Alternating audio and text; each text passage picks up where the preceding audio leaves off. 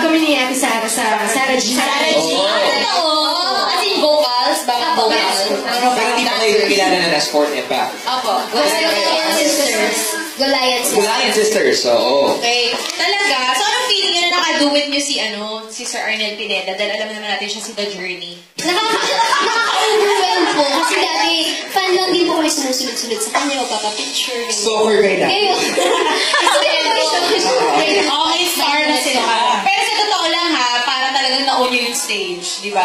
Parang one with Sir Arnel Pineda. Kayo na. Sana po next time with you naman. Sigurado kayo? Parang binabago ko namin yung statement na yun. Pero it's nice to see. Hindi pwedeng gawin yun kasi naka-hold pa yung podcast. Tsaka na. Bakit Simon Cowell?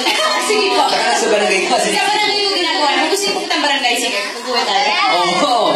Pero, di ba, anong feeling na ngayon, you are known as world-class talents, Pinoy Pride? Nakakataba ko lang po. So, sinabi nga pala kay Miss Alex no off-air. Sabi niya po, ang tagal niyo na pala kumakanta. As in, bata pa lang po kami, sumasali na kami dito sa ABS. Fetus pa lang, di ba? Showtime! And finally po, yun, nakilala kami through X Factor. Nakakataba ko lang. Talagang lahat po nagbago. You've been all over the world, di ba? Nagsimula kayo, nag-Dubai ba kayo? Tama ba?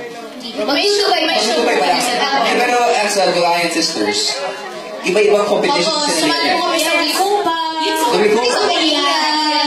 Tapos C6, sa Showtime, lahat po ng contest. Ang dito ni is Goliath. Apo, Goliath. Oh, so nasan si David? David and Goliath.